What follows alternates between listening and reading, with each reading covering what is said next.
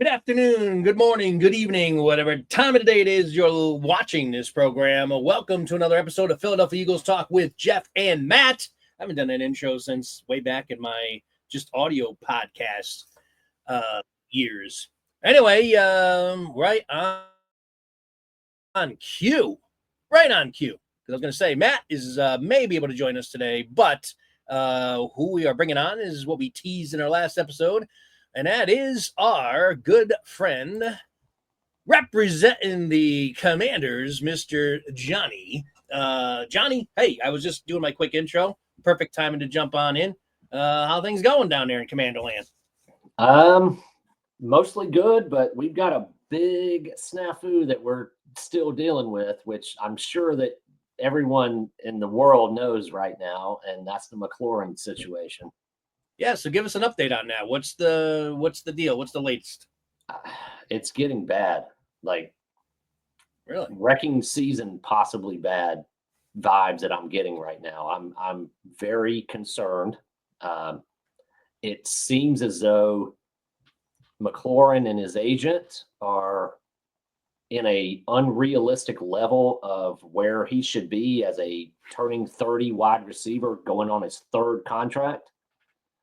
And I'm wondering now if a line has been drawn in the sand where it's just going to be either come and play on the contract that you've already signed, and make no mistake, McLaurin is under contract. He cannot if he holds out, it'll be a Le'Veon Bell situation where he's gonna be fine, right? He's forfeiting an entire year of service and salary, and then we'll be in the same boat next year. I really, really hope that he's not dumb enough to realize that that's a very bad idea. Well, I'm surprised that it's really taken this long. I thought that this would be resolved by now. I'm sure you did as well. I still think, there's still time. Yeah, there's still time, and a lot of these deals can happen overnight. I mean, it's really just the two sides getting together and hammering something. It is. I'm not. You really, I mean, I know if I was a Commanders fan, I'd be concerned that it's dragging on this long, but I wouldn't be all doom and gloom quite just yet. You know what I mean? Oh yeah, definitely. It's my panic meter was at about a 3 when this started. It got to about a 5 when he went on the PUP list. Yeah, which that ankle injury was BS. That was a ploy. His ankle's not hurt.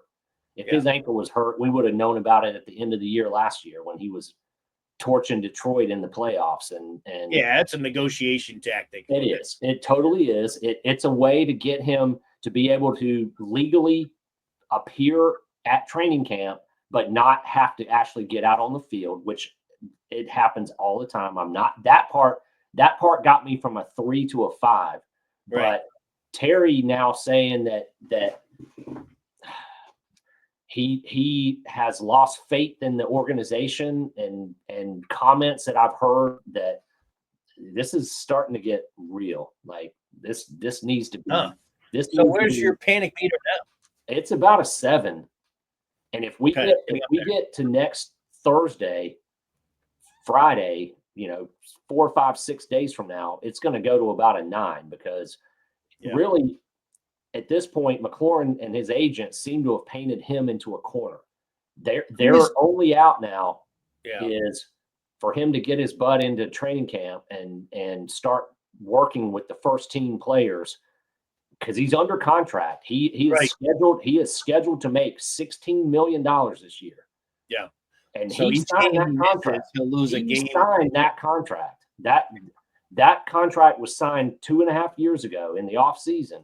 Right. And he has 2 options. He can either get his butt into camp, or he can straight up hold out and start affecting regular season games and forfeit a year of service, which will be in the same boat next year. I mean, hopefully cooler heads and smarter people are going to prevail here and let him know that, he might want DK Metcalf money with $33 million annual average value, but he's not going to get that. Yeah. The number is probably closer to 28, 29 with 50 guaranteed, 52, 55 maybe, if Washington, concedes a little bit, just based on he's a great guy. He's been the face of the franchise, of a honestly crap franchise for until last year, for the last decade, two decades really. He's been the lone bright spot in years of suckitude and misery for Washington until this past year. Yeah. And so where do you think, you have any insight as far as where the Commanders' offer is, like, and what that gap is right now between the two sides? Yeah, I believe Washington is in the 27, 28 million annual average. And I think Terry's still hung up on the fact that Pittsburgh grossly overpaid DK Metcalf at 33 annual average. The difference there is that DK wasn't under contract to anybody. He could sign that contract with anyone. McLaurin is under contract with us. He's either playing for the Commanders or he's not playing at all. And then he loses a year of service that doesn't, he'll still be contractually obligated to Washington next year. And I really hope that he's not thinking about, Le'Veon Bell is the poster child for how this should not work. Yeah. Bell also older. He's also older than Metcalf, right? Yes, he is. They came in the same draft class, but yes, McLaurin is a year and a half older. McLaurin will be 30 this year. DK Metcalf just turned 28. Okay, and that's a big difference there too.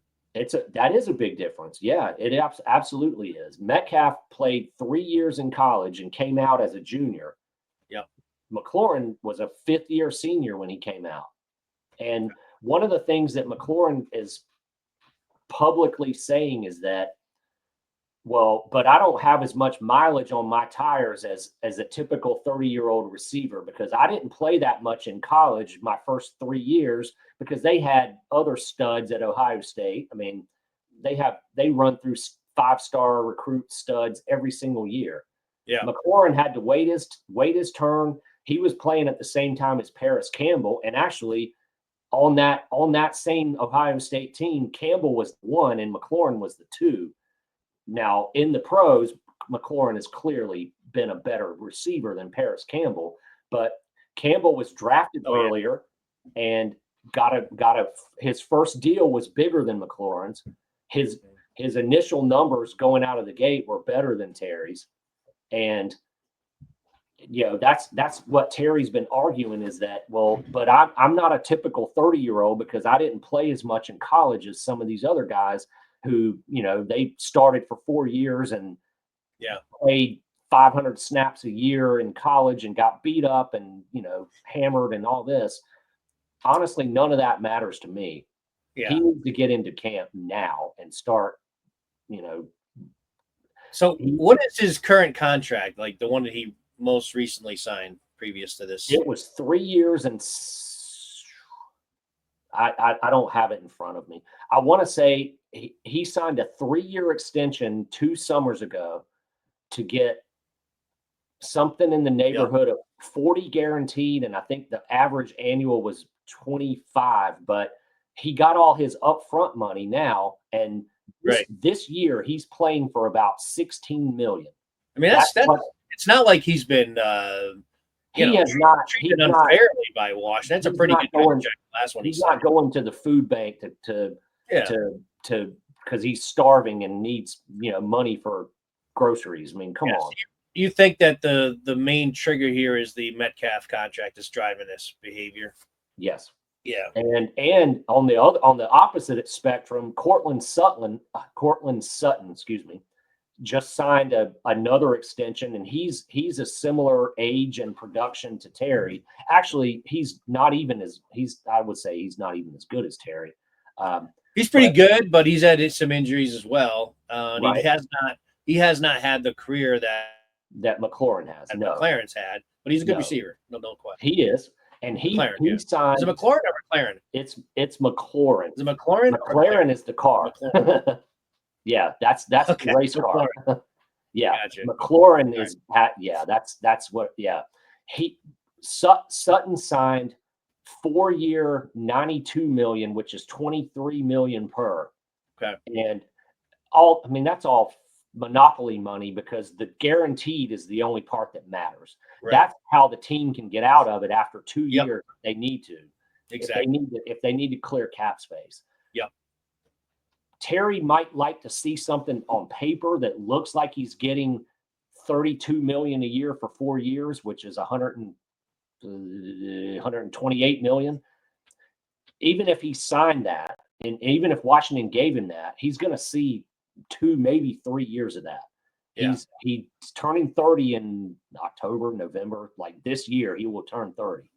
This is his year 30 season. Okay. And every analytic out there shows that there's only 1 out of 100 even great receivers that continue to put the same numbers up once they turn 30. I mean, that's kind of like the part where they a lot of those guys are in the Hall of Fame too, probably. Right, exactly. Jerry Rice, And Terrell Owens. Terry is in the Hall of really good, but he's not in the Hall of Fame yet. Right.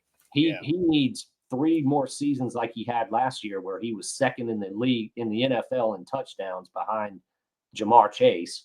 Right. And initially, what I heard was that he came in looking for Jamar Chase and Justin Jefferson money.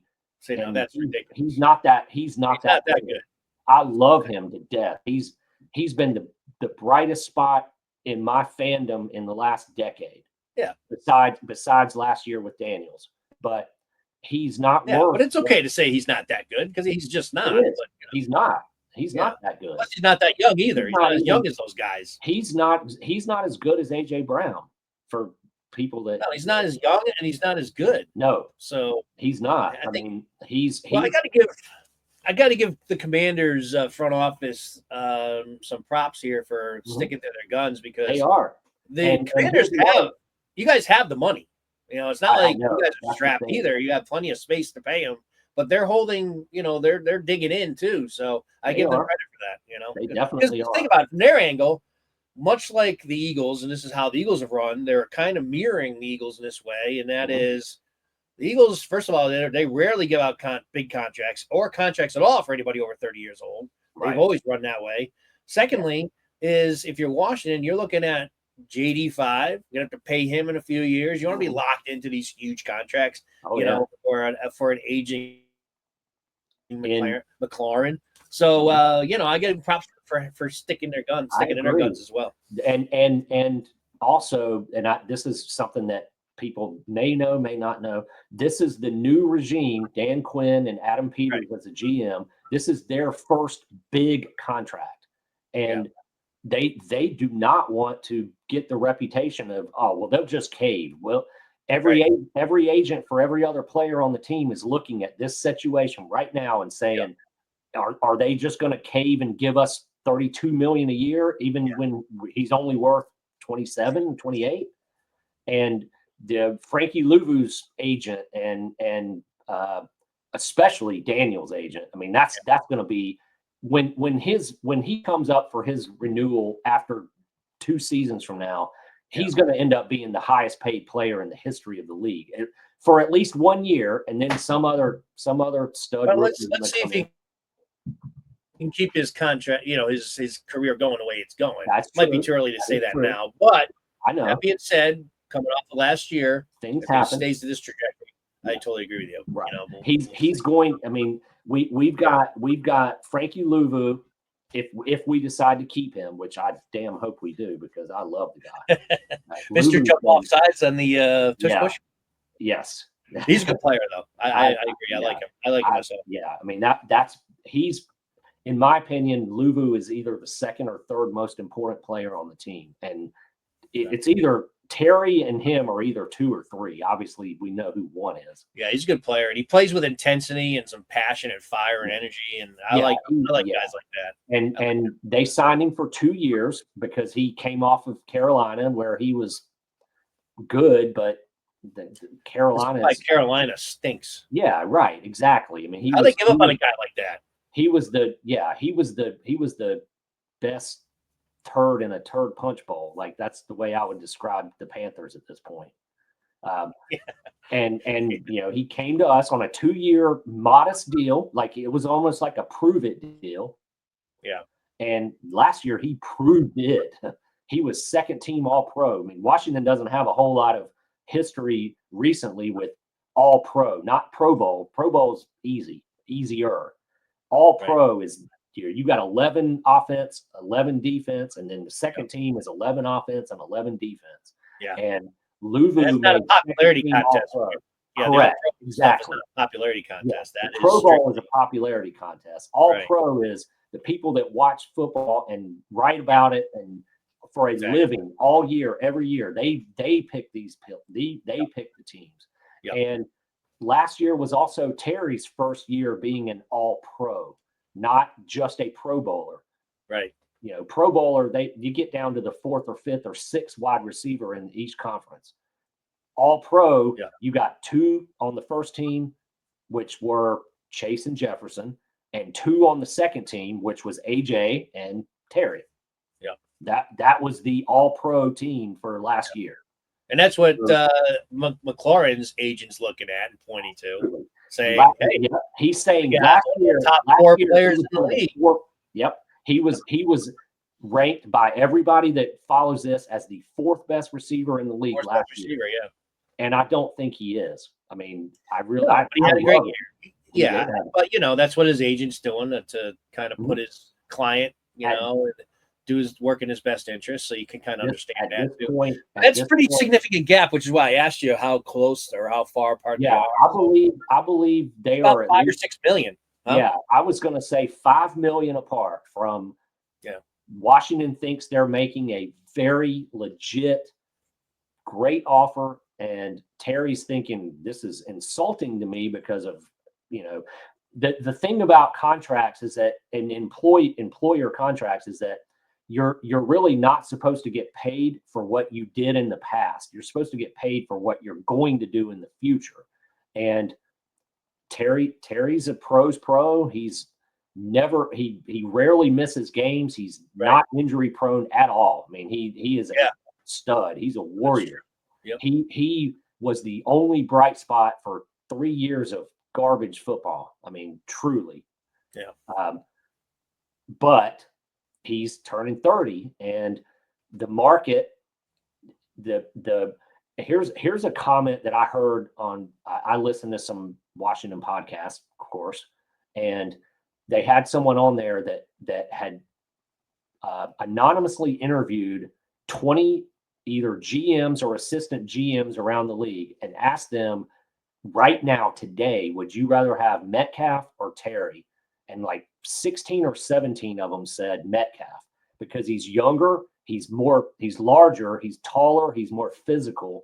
And they think that his game will translate better into his 30 plus, more kind of like a Mike Evans. Metcalf is more like a Mike Evans, and he's built more like a Mike Evans. But the thing with Metcalf is the concern that they had when he came out of college. He still has that neck injury that he suffered. I think it's his neck or somewhere up spinal something. Yeah. And as he gets older, that's something that could flare up. It's got probably an increasing chance of causing some issues. So Pittsburgh's way overpaid for him. Yeah, but he wasn't under contract for anybody. Pittsburgh to get him to give them any, because they traded Pickens to Dallas, which by the way I don't like that either. I think Pickens and CD are going to be a problem in Dallas. If Dak doesn't get hurt, Dallas is going to be way better than people are giving him credit for. It's a good one too. I just think that they better get off to a good start, because if not, then we know Pickens is the head case. Oh, right. He is. Oh, absolutely. Yeah. Mike Tomlin got tired of dealing with this crap, and that's why he's gone. But you can't deny that he's a really good player. Oh, yeah. No, I've never denied his talent. I started drafting him in fantasy. He could be the one of the 2 or 3 best number 2 receivers in the league this year. You guys have one of the 2 or 3 best also in Devontae. Yep, for sure. T Higgins is probably the other one that I can think of. There aren't a whole lot of teams that have 2 Not top, many. I think you might have named them all. I'm trying to think if there's. The Rams. I mean, The Rams now. The Rams have got Nakua and Devontae. Yeah. No, and that's another good put one. them up there for Devontae sure. is 32, and his contract is lower than what Terry's people want. He's only 2 years older, but he's accomplished more in his career than Terry has thought about. Devontae Adams, Right. by any objective measure, has had a better career and is a better player than McLaurin. And a couple years older, but I think to your point though, that's probably where Washington's thinking. They're closer to thinking it's an equivalent to an Adams, who's a couple years older, hasn't had quite the career. That seems fair. Seems fair to me even. Yeah. Than what Metcalf just got, you know, and more of a bloated type of deal. They signed Metcalf because they had to have a one, because they had gotten tired of Pickens and they got rid of him. Yep. And they didn't have – what else does Pittsburgh even have besides him? I can't even name the number two. Right, exactly. There's 4 other guys that are going to be of the 5. Well, they have that speedy guy, that short speedy guy that's pretty good. I forget his name. Attell or something like that. It doesn't start with A, last name. I forget. Atwell? Atwell. Yeah. He's not bad. Yeah. Not bad. But he's more of like a speedster, kind of like a gadget third or fourth guy. Yeah. No, he's not. No, he's not comparable to Pickens as number 2 on Dallas or T. Higgins as number 2 in Cincinnati. Right. So this whole thing is a distraction that nobody wanted in Washington. This is our most optimistic season in 3 decades, and that's not an exaggeration. Yeah, you hate to have this kind of shadow distraction that we did not want or need. Everybody, the coaches are answering questions about it in every press conference, which I listen to, and they're answering questions. Is he coming to camp this week? Is he going to start practicing, even though he's not got his new contract? That's the other thing too. Now, if it's such, he hasn't practiced since when the OTA. Like, did he even participate in the OTAs, or was he holding out then too? He showed up he was yesterday in practice. He was wearing a hoodie. He was not in pads. He hasn't even practiced at all. No, at the very least, except for conditioning. Now they use the ankle injury and the pup to buy a little bit of time to make it look better, but they have removed him from the pup list. So that ankle is not the issue anymore. The issue now is that he thinks he's supposed to get paid more than the market says he should be paid. Right. So who do you guys play? The Giants to start off the season, right? We do. And then who do you play after the Giants? Thursday night, Green Bay. So we've only got a 4-day week. So it could, let's say he signs this week or next week or whatever, and you get him in. It might take him 2 or 3 games before he's like acclimated to the offense. No, I'm very worried about all of this. This season should have started as let's shift gears. Okay. Yeah, that's from. Yeah, I mean, let's just shift gears. I'm off McLaren now because there's. Yeah. Let's talk about the latest news that broke this week, and that is trading Brian Robinson, who I think you were a fan of, if I remember right. I like he's going off to the 49ers for a 6th-round pick in return. So who's going to be, like, I know you have Eckler there, so who's going to be your running back now that Robinson rather is no longer there? It sounds like it's going to be a running back by committee. And I'm one of the names I'm going to tell you because we're in the same fantasy football league together. This is one of the guys that I'm sleeping on. Is that a sleeper? Krosky Merritt is his last name.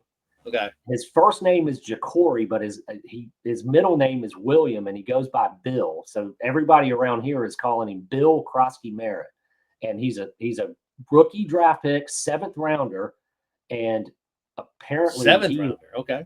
He's lighting it up. It was a deep running back draft this past year, so even though 7th round sounds really late, and the guy's sounds like a scrap heap kind of guy. Right. This was a very deep running back draft this year, so that guy more than likely in a normal season would have been drafted maybe 4th round or something like that. And the other caveat there is that he didn't play his senior season at New Mexico because of an injury, and I don't even know if it was one of those injuries that you're worried that he'll never return from. Like, it wasn't a ACL, wasn't a patellar tendon. It was some broken bone in his foot, something that can heal and be completely fine. they've loved him in training camp. I mean, he ripped off a beautiful 27-yard touchdown run in the last preseason game where he didn't get touched. Like he's fast. He's got good vision. They seem to have realized that we're going to give him more carries than Robinson anyway. Robinson's $3.5 million on the cap that we can use elsewhere. And, the Niners are going to give us back a 6, which they did.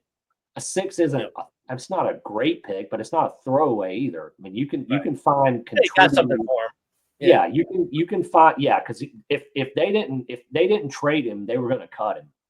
Yeah. They had decided that his best season in 3 years was 780 yards, which is 55 yards a game. He had moments where he looked like a really stud running back, but he's not even a top half of the league starting running back. And he's the guy who was shot his rookie season, wasn't it him? No. Shot in the leg. That's only been 3 years ago. Yeah, that's 3 years ago. Man. That's tough. I mean, that is tough that he got shot on August 12th, and then he was playing in like week 3 that year. I mean, literally after getting shot. He's a tough guy. That's really his forte. Like when I watched him play, and obviously I've seen a lot of him being in the division. He's a very good physical runner. He's not like this agile guy is going to make a lot of guys miss. He's not that type. He's physically like giving the ball inside the 5. He can fight for yards. He's got pretty decent hands. But I mean, I think I could see why the 49ers, wanted him to back up McCaffrey there. Right. And when they get down to 5, second and goal at 2. Right. Yeah, he may be better than McCaffrey in that instance. And I don't know if he's better, but they probably want to have less wear and tear on McCaffrey. Yes. And that's very injury prone. Those are the type of carries when the defense is like ready for the run, when your running back really gets hit from 10 different angles. Yeah. So I bet don't forget about one other thing in the Redskins running back room. There's another player that you don't think of as a running back, but Deebo Samuel is in burgundy and gold. Oh yeah. And they can line him in the backfield. They can run jet sweeps. Hell, he ran. He's one of the best at doing that. Yeah, he ran on the first offensive play of the game against Cincy the other night. Jet sweep, and he ran 19 yards before anyone even got a hand on him. Yeah. And he was hurt. He was hurt on and off, and injuries and durability is a concern. But if he's healthy, he's still a significant weapon. I tell you, anyone who's been listening to this podcast, and it was my podcast until Matt really joined me full time last year. But the previous couple of years, I talked a lot about Deebo, and I've always been a huge fan of him. Yeah. I've always said I'd love to have this guy on my team on Eagles. I love how physical he is. I love how the guy. He's just. I mean, I know he's been banged up, but he plays such a physical game. So that's the only thing. Right. It's like. So here, in a take with him, you love his physicality, but sometimes it leads to some injuries. Right. So we traded for Deebo for a 5th round pick to the Niners, and then we traded Robinson back to the Niners for a 6. So we essentially got Deebo for Robinson on a pick swap, a 5th for a 6th. To me, that's a win. Oh yeah, that's a win. The fact that you got Deebo so cheap was a win to begin with. Yeah, Deebo for a 5 was a great deal. That is a absolute steal. How you did not have to give up at least a 3rd round for him? I was stunned. I don't understand that one, but that was a great move. You made 2 awesome deals. Seems to outdo himself sometimes. Yeah, you've made 2 great deals this offseason.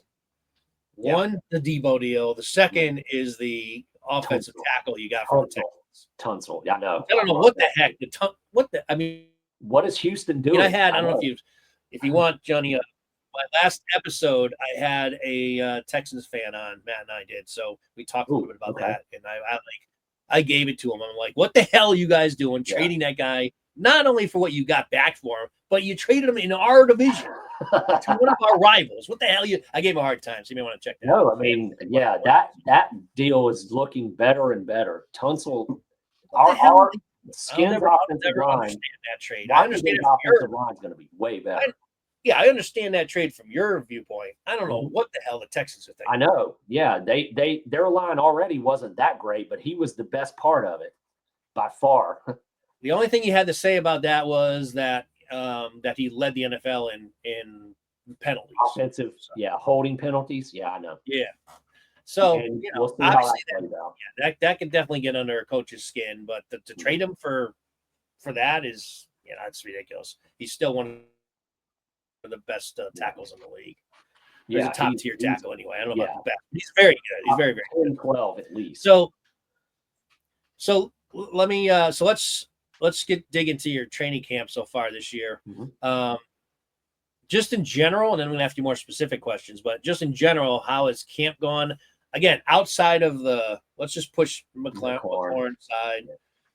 How's the team looked? I know you can't get a lot out of preseason games and all that, but just what's your general feeling heading into the season? General feeling is that the defense could and should be better based on the additions. And I think the defensive line and the secondary should be better right off the bat. We've got a second round draft pick rookie corner named Trey Amos, who's by all accounts is killing it right now. And as you guys know, that's good sign. Cover him in the draft. Second round corners, as you found out last year with your boy Cooper, can come in and right away be contributing great stud players. And they love this guy. We made some moves along the D line. Javon Kinlaw, who we also signed, who used to play for the Niners. Who are Adam Peters, our GM, and everybody else have known him for 4 years. Big dude, injury prone. The reason that San Fran kind of gave up on him was he tore his patellar tendon 2 years ago and came back last first year. Round pick too, I believe, right? Former first round pick. Yes, he was. Correct. First round pick in either 19 or 20, I believe. So he was coming up on the point where you're either going to sign him again or let him go see what else is out there. And we snapped him up, and he's been looking very good. Washington's biggest deal this year is run defense, an improvement in rushing defense. We got gashed, AKA to stop. One Saquon Barkley. Yes, that is it. I mean, they geared this season up to where they're not going to let Saquon, or they're going to try not to let Saquon rip off 60-yard touchdown runs. I mean, he probably had over 500 yards rushing in those 3 games. In those 3 games last year. I don't have the numbers in front of me. I bet it was damn close. It's got it. I think he didn't. Yeah, I mean, it's got to be close. 500 because he was in the 150s, 180s in all 3 of those games. Had those long runs in both of the playoff game and the last of this, the one that kind of closed out the season. That game he had a couple big runs too. Right. I wasn't kidding when I threw that 500 number, but that's just insane. So I can see why they're focusing on run defense. They are. Oh no, they still have one of my favorite players ever. They still have Bobby Wagner, right? I mean, I've always loved that guy. Yeah, Wags is back. Oh yeah, he's still up. He's up there in age, but he still played well last year. Oh, he was second team All Pro. Yeah, the only thing I worry about him is because Father Time, as we know, does finally catch up to everybody. It does. It's the year that there'll be a point where there'll be some drop off. Hopefully they've drafted well. There's depth pieces there that if he gets nicked up and has to miss a game or two, that there's not a big drop off. Yeah. And the other thing that I'll always hear about Wagner is that besides the fact that he himself is a stud, he's also a great locker room guy, mentor. We got 2 young linebackers that were drafted, one in 23, one in 24. Those guys are going to start getting some reps, and he's a coach on the field. He's a coach in the training in the linebacker room, film room, all that stuff. He's a first ballot Hall of Famer. I mean, if you argue with me on that, I would punch you. No, I'm not arguing. Nope. Nobody, no, not you, but anybody that would argue that Bobby Wagner is not going to get in a gold jacket on his first year of eligibility, you don't watch football. Right. Exactly.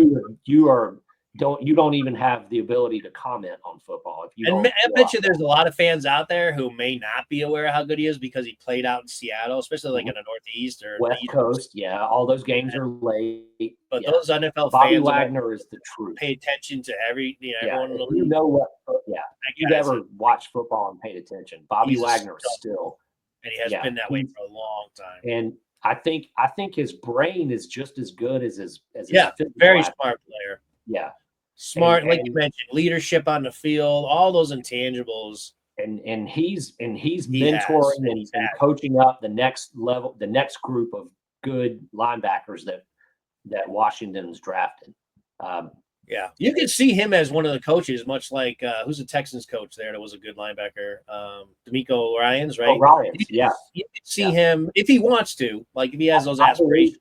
He definitely would be a head coach down the road if he wants to do something. I believe that too, and most people around the league probably do as well. Yeah, he's got a great football IQ, and again, all the intangibles you just spoke of. So, now you kind of mentioned just defense overall, but what would be some of your concerns again outside of the McLaurin stuff going on?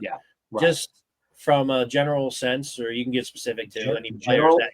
Is did Washington do enough to shore up the front seven to be better against the run? Because it wasn't just Saquon.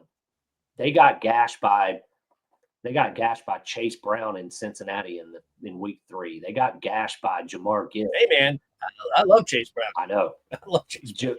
That's not too bad. Think about Chase Brown though, and I understand what you're saying, and he's not so I understand what your point is here. But Chase Brown is a damn good running back. He only played like 9 games. He started last year and he almost had 1,000 yards rushing. I know. I had this discussion with Evan about that, who, by the way, I was trying to get him to come on as well today, but he does want to come to the next. He just took him back to college this past Thursday, so he's getting acclimated to being back in college, and he's. The important thing is he's going to be there live and ready for the draft in a week. Oh, he will. He will. But yeah, we'll definitely have him on when we play you guys. Now we don't play Washington until like our games are both season, late. Right? Yeah, middle to late of the season. Yeah, and I'm very, very surprised that the NFL schedule makers didn't put at least one of those games in October, like on a Sunday night, Monday night, Thursday night. Like a standalone game. It feels like the NFL missed an opportunity we played in the NFC title game 8 months ago. Like one of those 2 games should be front and center on the whole country. I think we both earned the right to have that happen, and I'm really surprised they did it. Yeah, and I think the games are jammed together again too. Isn't it like we play each other and there's like one 16, game between play each other game? 18, isn't it? Or there's 2 games in between. Yeah, week 15 and week 17. I don't have it in front of me. Yeah, I think we played twice in the same month. Yeah, and it's in December. Yeah, those games, if everything kind of stays where we think it's going to be, those games are going to be super meaningful. Those are going to be for a division and maybe for a bye, hopefully. See, I don't know. See, that's the thing. This is what I want to talk about. As far as we looking at the whole conference, the NFC East has got such a hard schedule. Every team in our division. So we have, we're playing the NFC North and the AFC West, and then we play our division obviously twice. Yeah, it's a freaking grind this year. I mean, I know. Like I'm like, people asking me how many wins I think the Eagles going to have. I see him. I'm like at the 11, maybe 12. Yeah. Because I'm at the 10 or 11 with Washington. Yeah, so it's like, so my point is this, like you're talking about bye, right? There's going to be a team like maybe San Francisco who gets their shit together this year, or the Rams, who I think are going to be really good if they keep Stafford healthy. Right. Because they're going to have a much easier schedule, they may be at 13, 14 wins. They will have the first bye, even though they may not be as good as whoever comes out of the NFC East. Right. That's my point. Or Detroit. That's a great point. And at the end of after week 17, what your record is, like the old Bill Parcells, your record is what it is. I mean, if they won 13 and you won 11, then you're going on the road to play them. And if you down the road, yeah, I could definitely see that happening this year. Like I think the Eagles, I know. And Eagles will have a Detroit. strong team, but they may. Detroit is the other outlier. The thing about Detroit is, I could see that team. I haven't looked at their schedule, and I haven't really dove into it much. But I think losing that offensive coordinator might hurt that team. They lost offensive and defensive coordinators. Right, that's true. They lost both. Yeah. Now, that didn't have the huge impact when the Eagles lost both. Mm-hmm. However, that doesn't mean it's not going to happen to someone else. Because I was surprised, actually, the Eagles were as good as they were, losing their offensive and defensive coordinator. Last year. Yeah. Yeah. So it can happen. It all depends on who they replace. I mean, the Eagles replaced him with a longtime vet coach in Vic Fangio. Fangio was the best and a really good hire of the year. Kellen Moore. Yeah. So I don't know who the guys who honestly who replaced the offensive and defense coordinator for Detroit. Are these guys big names, or they're just kind of were they promoted within? No, I think they were up and comers that are waiting on their chance. Maybe. So we'll see. That's a big question mark for me when you're talking about Detroit. And for all of his successes, they still have to deal with their quarterback is Jared Goff. He has limitations. He does, but he's to his credit, he's gotten better every year. Now again, the offensive coordinator, I think, had a big part of that. And obviously you have Gibbs who could hand the ball off to, who's one of the most electrified backs in the league. So it's gonna be interesting. I guess what I'm saying is I could see Detroit maybe taking a step back, not a big one, but maybe they're 11 wins, something like that. Plus, they're also in a tough division and playing the NFC East. Yeah, that's right. So you're right. They got to play Minnesota twice. Just depending on how McCarthy goes, Minnesota's got a really good team. That's a solid team right there. I know the talent's there. It all depends on if McCarthy is anywhere near what Darnold was last year. Yeah. So Minnesota, we'll see that, but they could be potentially Green Bay. Still Green Bay. Yeah. And then you got Chicago, who's got loads of talent, and we'll see about their quarterback. Is he going to take the next step? And their head coach now is Ben Johnson, who was the Lions OC. Exactly. Yeah. So that division is going to be, beating each other up. Yeah. And we play. Do we play the North? Yeah, I know. Yeah, right. So. Exactly. So we're both of us we got 4 games against those guys. The only break the Eagles have in their entire schedule, because I also think, and I've talked about this, I'm not sure if we're on the same page with the Giants, but I've said that I think the Giants defensively are going to be really good this year. I know. Now they're looking better. I'm actually again. I'm not going to put too much into preseason. I don't like the fact that offensively they're looking a lot better right now. Offensively, I don't like having them as our opener, even at home. That game is making me nervous now. It's 2 weeks from tomorrow. Yeah, and I'm well. If we don't have McLaren for now on, McLaurin, exactly. I would rather be playing. I'd rather be playing the Cardinals or Cleveland in that first game. I really would rather get a kind of a easier warm up game. Who is your opener? Dallas Thursday night. Oh, that's right. Yeah, the game. Okay, right off the bat with the Cowboys. Yeah. Yeah. Well, hopefully they'll still have Micah sitting on the sidelines while him and Jerry go into the media and think about each other. Now that one is the one that I thought might end up in a divorce, unlike I know. And apparently the Cowboys offered him. What Jerry said, he would have been the highest paid non-quarterback in league history. Yeah. So when I hear that, and if that's true, which you never know with Jerry, right? But if that is true, then I don't know what the hell Micah and his agent are doing. I know. Yeah. Because come on, that's ridiculous. If he thinks he deserves more than that, right. But whatever the case, we love chaos in Dallas. So we trade him McLaurin for Micah straight up. All day. They don't need the thing is they don't need McLaurin anymore. I know. That's the thing. That's why that deal wouldn't happen. Yeah. I'd trade McLaurin straight up for Trey Hendrickson from Cincinnati too, because he still hadn't signed. Again, they don't need a wide receiver over there either. I know. That's the problem. You're the asset that you love to trade. The two stud defensive players that might actually be on the block Those two teams are stacked. Don't need what we have on the block potentially. Yeah. Right.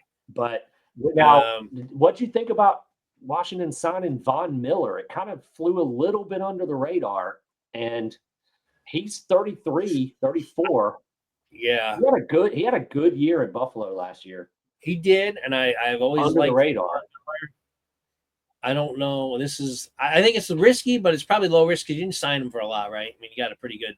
It wasn't expensive. Yeah, 3.5. I mean, it wasn't. Yeah, it wasn't a huge deal. To me, that's worth it for a guy like that who can, I don't know if he's going to be a full-time player for you. He might be just a third down pass rusher. I think he's probably a third down guy at this point in his career. Yeah. But yeah, I mean, that's worth. It was kind of worth a flyer because edge rusher. Our top sack guy last year was Dante Fowler, and he's not back. He signed elsewhere. Where did he go? We signed him for a 1-year rental deal. He might have gone back to Dallas, actually. I'd have to look that up. Fowler? You might be right about that. I think maybe Fowler might have gone back to Dallas. Right. He had 10 sacks last year, or 9.5 or something. I remember him having a couple against the Eagles. I know he got hurt. He was our leading sack player on the year, and he's a good player. We don't have him back, so somebody's got to pick up. We got to get pressure. And your defensive tackle is no longer there, right? He's in Minnesota, right? Yeah, Jonathan Allen. Yeah. So, is there any? I know you named Amos, right? But is there any other camp surprises in Washington this season? Somebody under the radar, didn't have many expectations for, but yet is opening some eyes. Do you have any players that like that there so far in the training camp? No, I mean, not players that you would think on the top 11 on O&D. Maybe some depth pieces.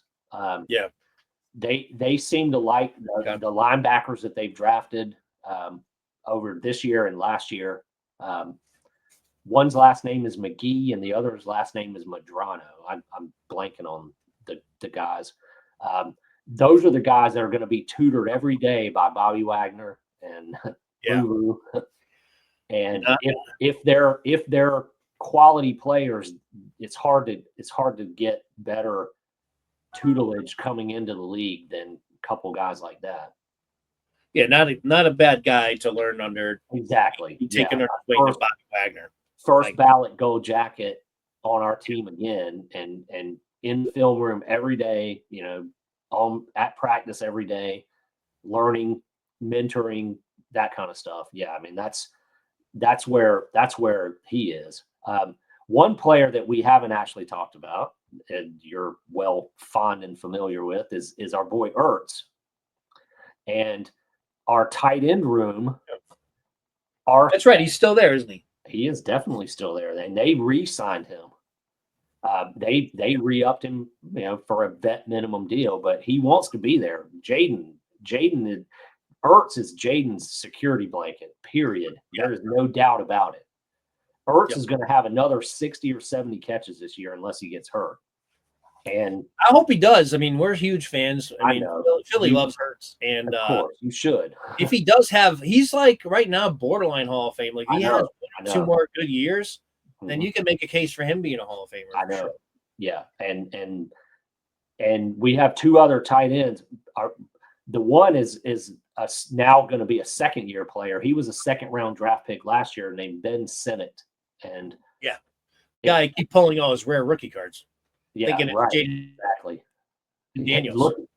See the Washington uniform. I'm like, damn it, Stinnett again. I can't tell you how many times it's happened to me. And so I'd like to see him make the first to second year jump and become a 50 catch a year guy, because I think he caught like 12 passes or 15. He's a big dude. He's a big guy. Yeah, he is. And then we got a blocking tight end, essentially a blocker, but his name's John Bates. And they re-signed him. Like he was going to be a free agent, and they locked him back up early because in the run game, he's a great tight end. I mean, he'll probably a good block tight end. Yeah. And actually, Ertz is pretty decent blocking too. He's not that bad. He is. But Ertz is Jaden's his check down. Yeah, he's got dependable hands. Need a clutch third down. He can get open. He has separation, especially against linebackers. Yeah, he does. He knows how to get open. Yeah. No, he's not. We'll get a lot of run after the catch with Ertz. Nope. But he knows how to separate. He'll get open on those clutch third and 8, and he gets you 12 or 9. Exactly. That's his. Exactly right. And he won't drop. He's got third and goal at the 7, and you curl him across, and he actually won. He won the Atlanta game, which was the second to last game, which clinched the playoff spot for us last year in overtime. On a third and goal at the 5 in overtime. So if we miss that play, we kick a field goal. Atlanta gets the ball back, and we weren't stopping Atlanta very well that game. He's clutch, even Michael Penix lit us up that game. I was at that game in person actually. And that's right. I remember that. It was a Sunday night game. Yeah. Like and I left the stadium at midnight and got home about 4 a.m. Yeah. But yeah, that if Ertz misses that catch and we have to kick a field goal on 4th down, I did not have a whole lot of confidence that we were going to stop Bijan Robinson, Drake London. I think Atlanta is actually a team that people are sleeping on. I think for them, it comes down to defense. It is the defense. Yeah, they can get their defense together. If they can get their defense to at least be league average, like top 15, top 18. For me, I kind of hope so. So, is anything that knocks Tampa out of the playoff picture would be good for the Eagles. You don't want anything to do with Tampa. I don't want to see Tampa anywhere. Okay. Yeah, I mean, we prove that they beat them. And by the way, the Eagles do play Tampa this year, so we'll see if they can end this hex early on too. I think it might be week 2 or 3.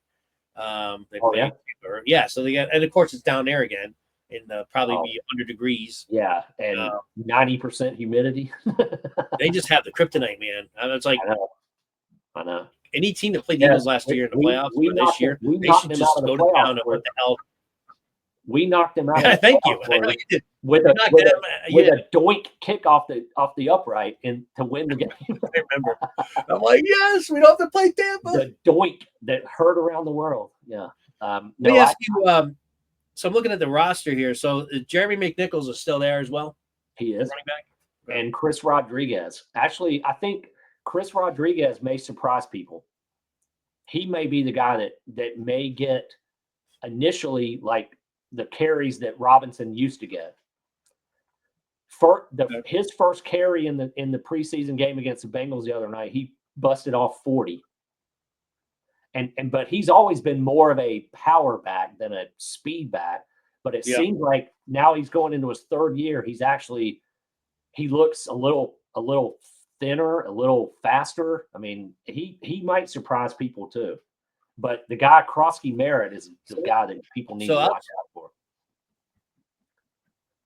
So I'm just kind of going through your defense. Yeah, there's definitely some names that you're going to need to have step up on the defensive line. Dietrich a lot Wise. of these guys I've never heard of, like Dorrance Armstrong. I don't know who that is, or Dietrich Wise. Dietrich Wise, yeah.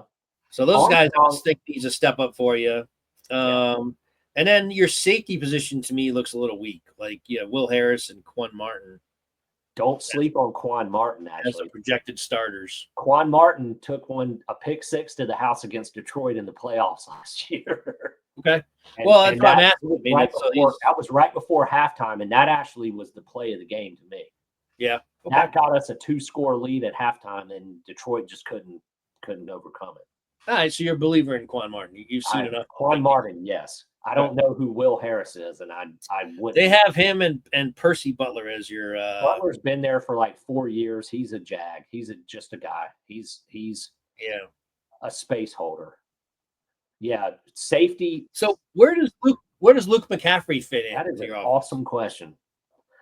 I would love. That's what I'm here for. That's the awesome question. I'd love to see Luke McCaffrey turn into our like, I don't know, Julian Edelman or Wes Welker. And I'm not just naming white guys, but I mean, he's that kind of player. Who's the guy for Dallas that ended up in Buffalo? The other white guy. Cole Cole Beasley.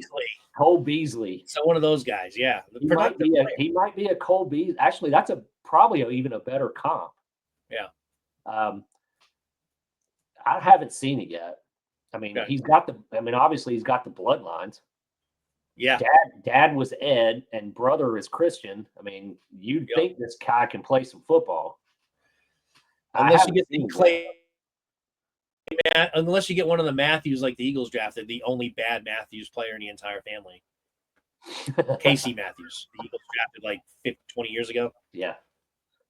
The only bad Matthews in the bloodline. Maybe we might have gotten the one Dud McCaffrey. I don't know. So far, he hasn't shown a lot at all. All right, so doesn't look like we get separation. Before we wrap it up here, give us the. I know you said you kind of gave us a little bit of a preview, like you'd rather not be playing the Giants, but give us a kind of a preview of your opening day game, since we won't have you on between now and then.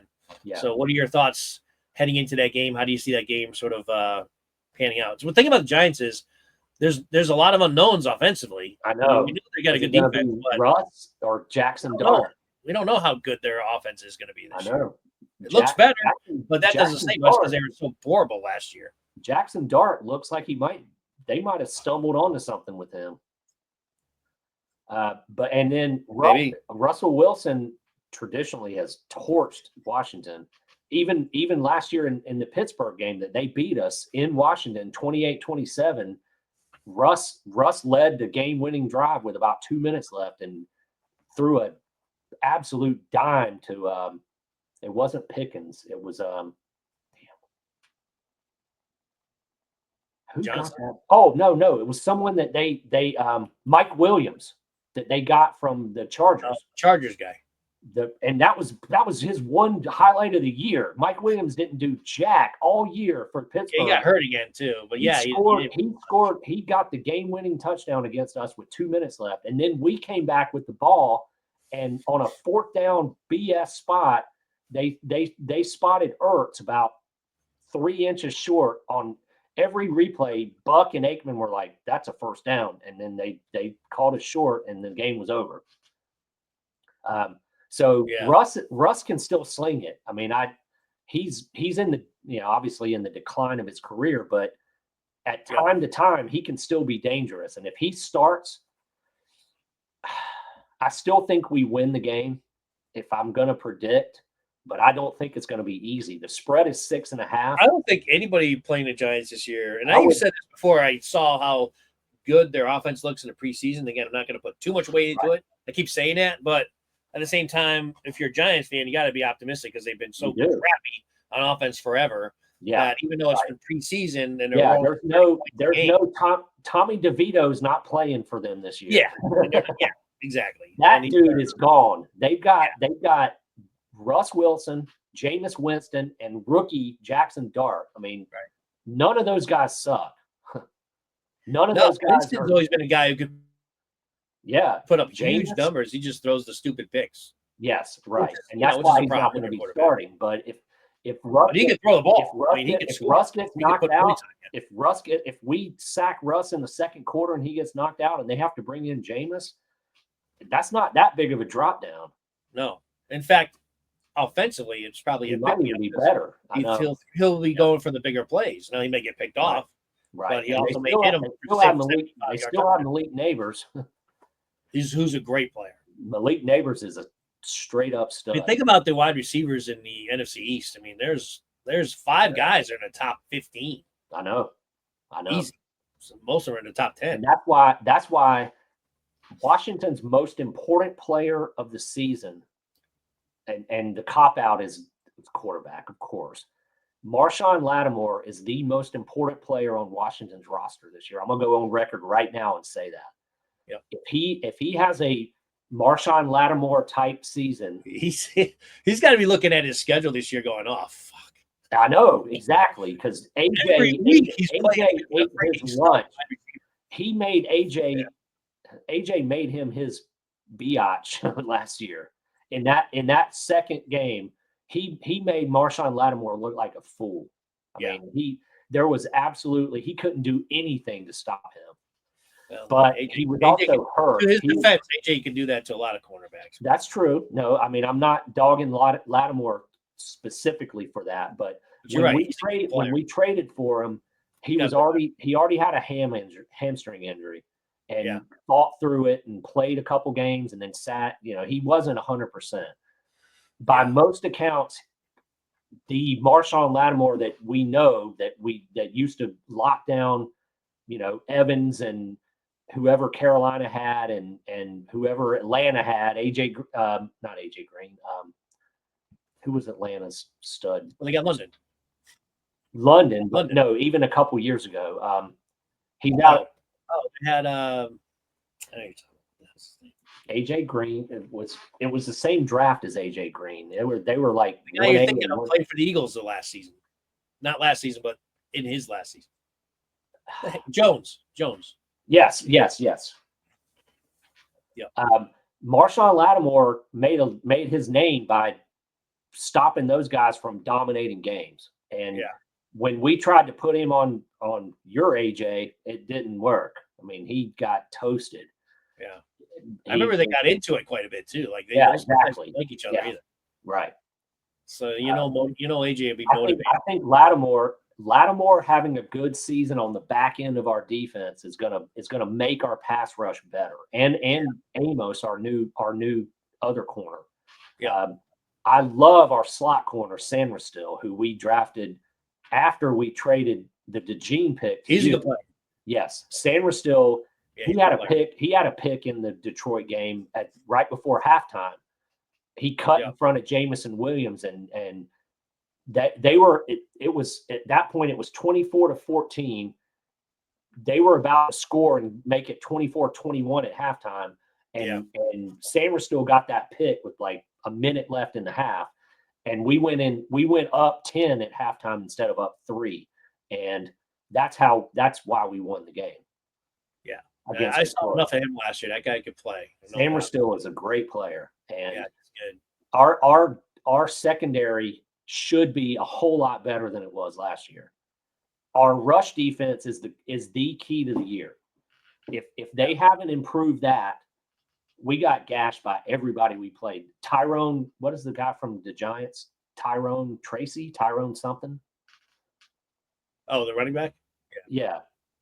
Something like that. I know you his last name was Tracy. Yeah. His last name is Tracy. Tyrone Tracy. Yeah. That guy it might be. That guy torched us. In the now they added one of my favorite players coming out of the draft, Scatterboo. I know. I love that pick. I hated that he went to the freaking division. Yeah. I love Scatterboo. Mm-hmm. That guy's a beast. The Giants and Dallas, our division is going to be rough. Those are no easy. There's no gimmies there at all. Nope. Not at all. I think the only last year the Giants were kind of a gimme.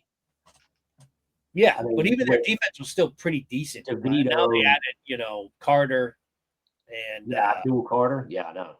Who's going to be a freaking wrecking ball. He's going to be a problem. He already. I mean, I've seen him do some spin moves already that I haven't seen anyone make in a long time. Yeah, he is fast. So my prediction on Skins Giants week 1 is Skins are going to win, but it's going to be either 23-20 or 20-17. I think we're going to win by 3, but we're not going to cover. The line is still 6.5, and I think that's way too high. If I don't gamble on sports because I just don't want to. That one's begging you to take. If I was going to gamble on any game in week 1, I would take the Giants. And take that one. What is the spread on the Eagles Cowboys? I haven't even looked. That's a great question too. I can look real quick. I don't know. That's probably about 7 points. I would say the game is at Philly, so let's see. I would bet it's at least 7. 7 sounds right to me. I'm guessing. I have no idea. Do you have that in front of you? I'm about to pull it up. I'm curious now. I would say it's got to be around 7.5 maybe. They always like to throw the half point. I would say 7 is. I think 7 is the right number. If I was going to handicap it, that's what I would say. But let's see, week 1. Yeah, I'm just that's kind of where I'm at that game without knowing. It is 7. Yep, -7. Wow.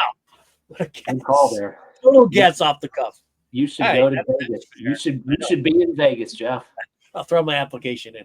So that makes sense to me. Washington is favored 6.5. That number actually initially was 7.5. So yeah, I could see it coming down. A month or two ago, it was 7.5. That number's coming down. If I was to bet a game, not looking at the rest of the slate, that's one that I would have my eyes on too. I know. I would, and that's my team. I would probably, especially if there's no McLaurin. If there's no McLaurin in that game, I know it's almost a gimme. Or even a McLaurin that comes in 4 days before the opener, hasn't gotten any timing with Daniels, hasn't run routes, hasn't been in a preseason game. Yeah, all this stuff. Like you said, Washington may win that game still, but they get 6.5 points. 6.5 is I may have to look into that one. Yeah. That's my prediction. The thing is, in the early in the season anyway, because Matt and I have talked about it. I think we've had you on. We've talked about it. It's all a fake out. The first 4 weeks of the season are the preseason. Like, we don't know. There could be upsets, all kinds of stuff happening, sloppy football that can happen and cost the team a game. Like, you could lose to the Giants because Daniels throws it to McLaren and it goes off his hands into a Giant. He runs it for pick 6. Mm-hmm. Those kind of things happen in the first 4 weeks of the season. Same thing with Eagles. I'm wary of this game. I really did not want to open this year with a division game. I would much rather be playing one of. We're both doing it. Our division is playing each other to start the season. I know. I don't know. I wonder if they did that with any other divisions. I don't think so. They must have some of the divisions playing each other. We'll go. That'd be weird if they just did it for the NFC. KC is playing the Rams, so that's in Brazil. That'll be a good game, though. Tampa is playing Atlanta, so that is division. Cincinnati, Cleveland, that is division. Okay, there's another one. Miami's playing at Indy. That's not division. No. Raiders at New England. No. Arizona at New Orleans. No. Pittsburgh at the Jets. No. Carolina at Jacksonville. No.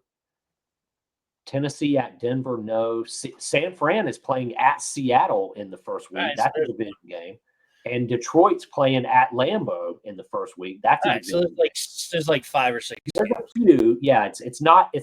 And the Vikings are playing at Chicago Bears. So that is on Monday night. The first. Okay, so they have the NFC North and the NFC playing each other.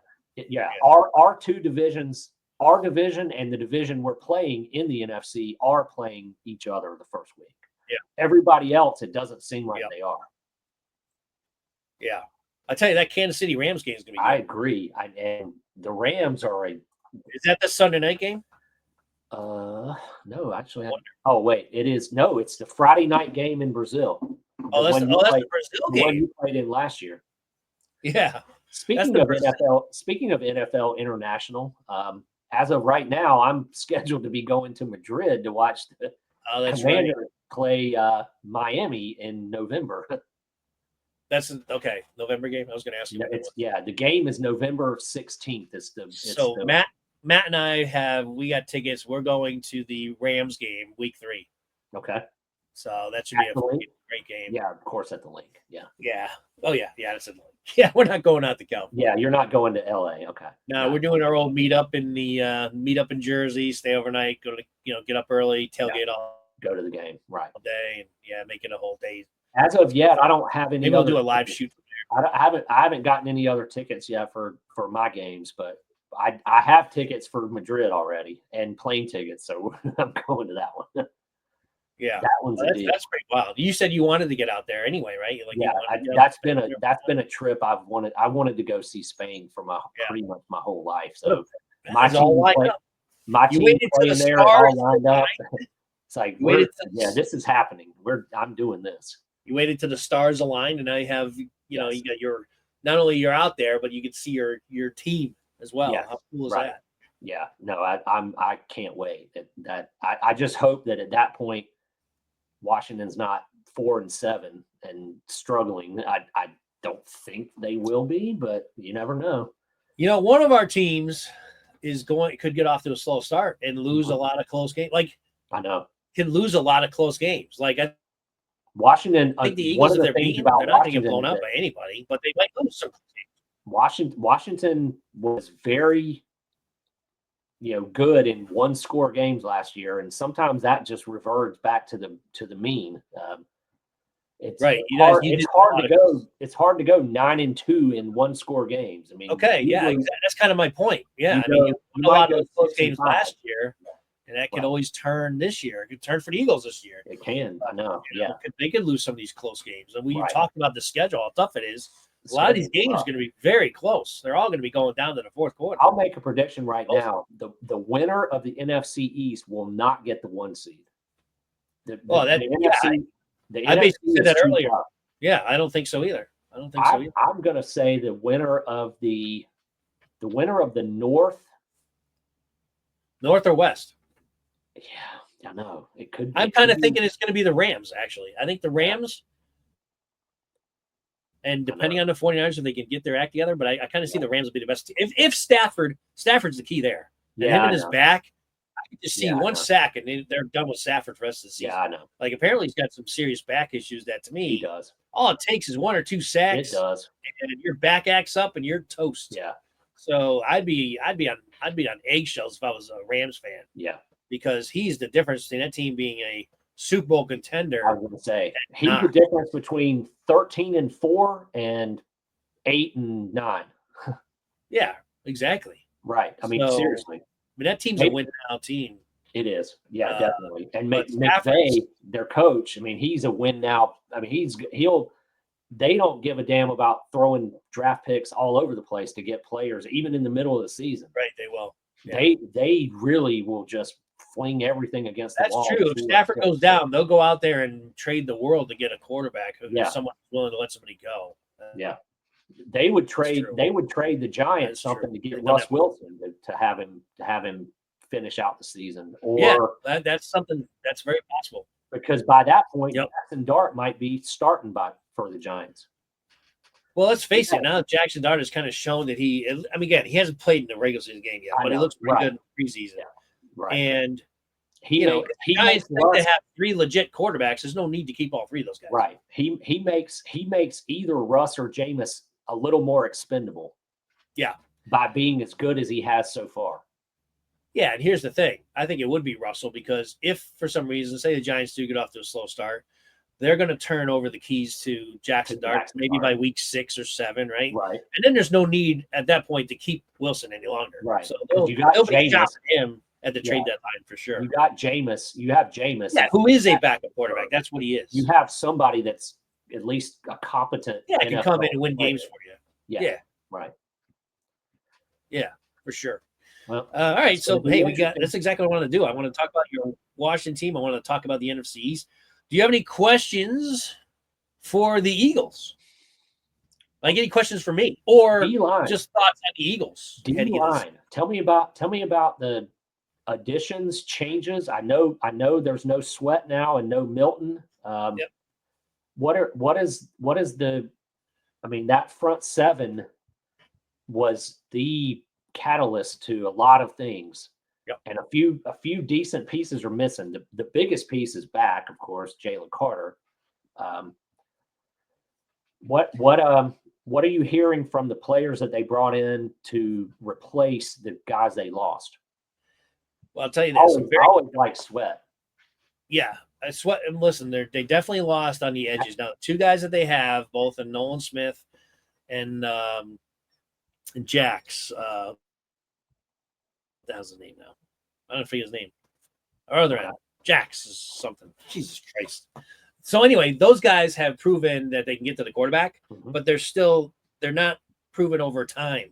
Like they had very good seasons last year, and they were rotating too, so they weren't starters. Sweat was one of the starters, and obviously Brandon Graham on the other end. So those were their 2 main guys. I'm much more confident to answer your question in Ojomo. That's the name. Remember? Okay. Replacing Milton Williams. He's a stud in the waiting. So they're not going to be much of a drop-off there, in my opinion. We'll see once the season gets going. But as good as Milton Williams is, I'm very confident in Ojomo. In fact, I think he might even be better in getting to the quarterback. Okay. So I'm good there. I do still have a little bit of a hesitation in terms of Nolan Smith and the guy I can't remember his freaking name, in being able to prove that they could do it again. They have proven they could do it. but they're both very young still.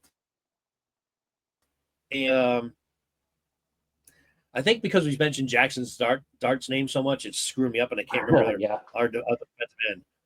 Give me a second here, but Nolan Smith, he's got the potential to get 10 sacks. Absolutely. Yeah. Right. He almost did it last year. I think he had 9. Mm-hmm. So he could definitely do it. You'll get there. Yeah. But now he's going to be the starter, and he's obviously no longer going to sneak up on anybody. So he's probably going to draw more attention. And the hell's the other guy's name? Jesus. I got a question for you. What are you hearing about Landon Dickerson? He got hurt, but how bad was it? Well, initially that was a huge scare. Yes. He got carted. He got carted off the field. Right. Yeah.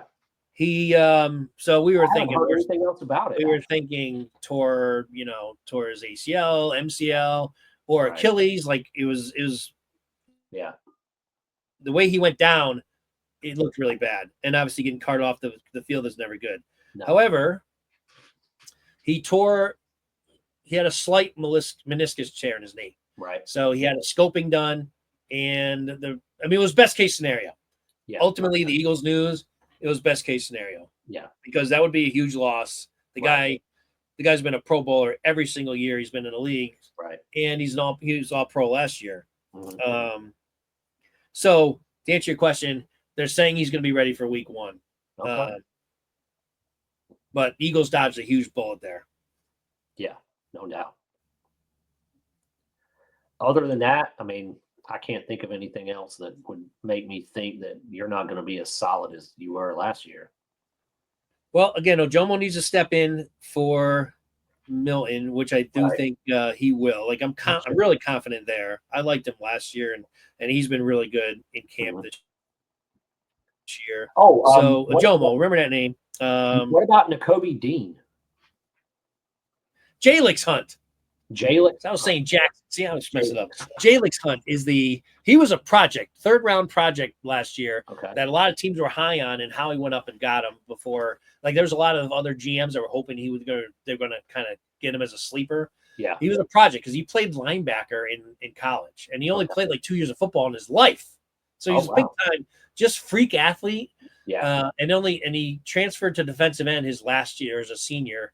And so very much raw ability. And the Eagles drafted Jalix Hunt.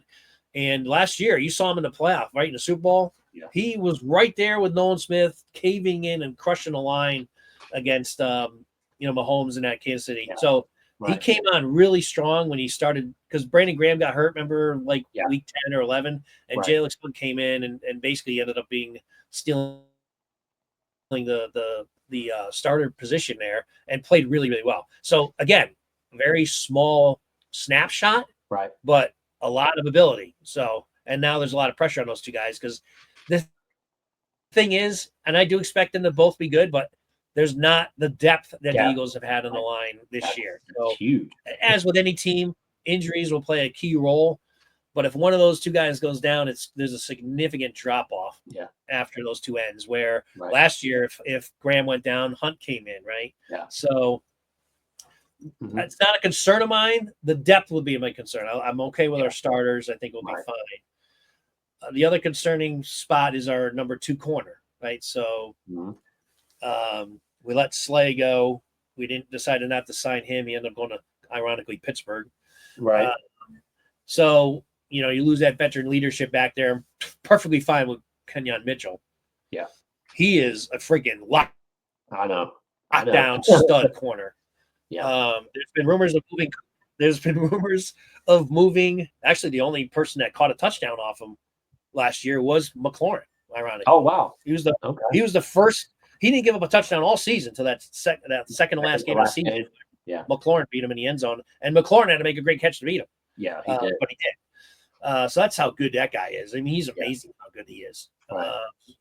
And Cooper's obviously going to play the same Jekyll and Hyde position and play in the slot corner where he can, help support the run, blitz, and provide coverage. Yeah. Like he's like kind of the do-all guy back there.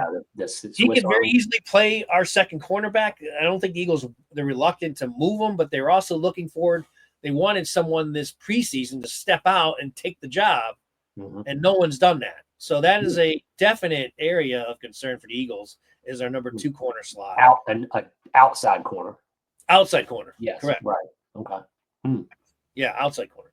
Yeah. So we have guys there that have ability, but no one has taken the job. They've all struggled a little bit. They've been inconsistent. Yeah. They made that trade. They traded Booker, who was a good depth guy. Talking about depth, they traded Booker to the Raiders and got their starting cornerback from last year, who a lot of the Raiders fans didn't like the trade. They didn't like to see that guy go. Right. So, but he's just gotten to camp a couple weeks ago. So maybe he emerges at the last, over this last couple of periods here between yesterday and not yesterday, but this past week and next week in terms of trying to convince the team that he's the starter. We'll see, but that's a little bit of a question mark too. But otherwise, I think the Eagles are they're good at defense. You're going to hear a lot about Campbell, our first round pick, because he's probably going to start right off the bat. Yeah, Jihad Campbell. Yeah. Jihad Campbell. Right. Along with obviously Zach Bond, who had a freaking all-world season last year. Yes. So, I mean, the Eagles should be ready to go. The biggest concern, depth. They don't have as much depth this year as they've had in years past. I mean, after coming off a great season, it's hard to keep all the depth. I mean, we lost Jeremy Chin. Jeremy Chin was, for a one season rental, he was a stud. I did not like seeing him leave, but someone paid him a lot more than we were willing to, and that's how it worked. You can't hold on to everybody. The Eagles had to make decisions. They had to let Sweat go because they need to pay Jalen Carter next year. Yeah. So they had to make these really tough decisions to let guys go, and I do think they are the right decisions. As tough as it is to let guys go, because man, if the Eagles did bring back all those guys this year, they'd be even more raring to try to repeat again this year. Right. But the depth is a concern now, so they got to just hope they stay healthy. And like you mentioned, they already lost. They got lucky, but they still already had a major injury to Landon Dickinson. Right. So, but the line should be really nasty again. Barkley should be ready to rock and roll. Yeah. I think they're going to use him just as much as they did. But even if Barkley, how about a season? The other thing with Barkley, you have a season prediction yet? Like wins, losses? Next week is our prediction show. Oh, okay. All right. I'll tune in. With Matt. So we're going to make our predictions next week. But I don't think it'll change much between now and then, honestly. Mm-hmm. Again, I'll have to really break down each game. But I'll start. I've been saying I think 11 or 12 wins for the Eagles. I think I'm predicting 11-6 for my team. Yeah. So I think the Eagles will be around 11 and 12. Maybe if again they don't have any injuries, they'll probably win more of these games than I'm thinking of. But I got to factor in they're going to be without some key players at some point in the season. Plus, as tough as a schedule they have. Yeah. Yeah. I think it's going to be hard. It's going to be hard for Washington. It's going to be real hard for Washington to win 12 again. A lot of things broke. A lot of things broke right. Yeah. So, and the Eagles are going to get being Super Bowl champions. We're going to get every team's best shot, of course. Anyway, right. Even if we were playing some, like when we play the Raiders, that's our only kind of game that should be hopefully an easy win. Right. But they're going to go all out, trick plays. Who knows what they'll do? They'll try to pull something out, beat the Eagles. They'll be up for the game. So right now I have them between 11 and 12 without actually just breaking down and kind of going through it. Matt and I are doing our prediction show next week when we're going to not only do that prediction, but also, every season we do like the white envelope where I'll have all predictions for the Eagles players, like stuff like who's going to lead the Eagles in sacks or who's going to lead them in picks. Okay. Right. And then we make a pre-season prediction and then we open the envelope at the end of the season, see how we did. See how you did. Okay. Yeah. So we do that every year. That'll be next week. So 11 or 12, I think, is probably where they're going to end up falling, somewhere around there. Good. Which, if Washington gets your 11 wins, then we're going to be battling out all the way to the end. Yeah, right. And the last game of the year is at Philly, I think. Yeah, I think it's we play each other twice in the last month of the year. I mean, if it works out that way, that game could be for the division. I know. That would actually be really cool if it was. I'd love to get tickets for that game, but oh wait, no, the last game is at the Link. Week 16 is at Washington. Yeah, that's what you said. Didn't you say they played the link lesson? Oh no, I thought it was at Washington. I thought the link was the first one. Okay, we play it. We play Washington week 16, and then there's another game, and then week 18 is at the link now. Okay. So that might be for the marble. I think Eagles play like the Broncos in between. Is that right? If I remember, let's see. Remember right? Who did they play like the week before? I want to say it was Denver. Week 17. You play at Buffalo on December 28th. It's Buffalo. That's what I mean. This schedule's sick. Ooh. Sick. A freaking sick schedule. Nice. Yeah. That is a tough one. Yeah. Schedule makers do not do us any favors at all. Yeah, but you got the one. We play at home against Dallas on Christmas Day at 1:00. By the way, that's kind of an interesting deal. Christmas Day game. Christmas Day game in Washington against our beloved Cowboys. Well, that's one of the few times I root for you guys. So. Yeah, I know. I get it. Likewise. I root for you against the Cowboys and the Giants. Otherwise, I'm rooting against you. Otherwise, yeah, you're the enemy. I know. Well, the Patriots too. I root for you against the Patriots. Okay. I hate the Patriots. But I do like your guy, by the way, who I'm investing quite a bit in. Oh, yeah. I do like Derek. I do like May. I think May's a good quarterback. Mm-hmm. Yeah, I do too. I know you do, but you're biased. Yes. With your Carolina roots. My Carolina ties. Yes, of course.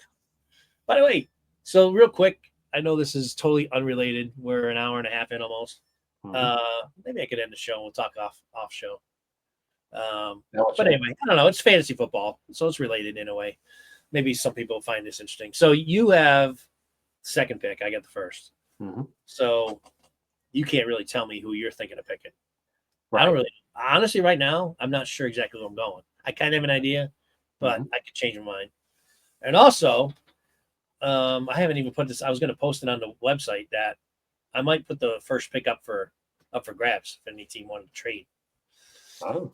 For the first pick. Now I don't know if it'd be worth it trading up to one, but if you did, I might. That offer's out there, and I would just. What would happen then is you swap picks for the entire draft. For the entire draft. Okay.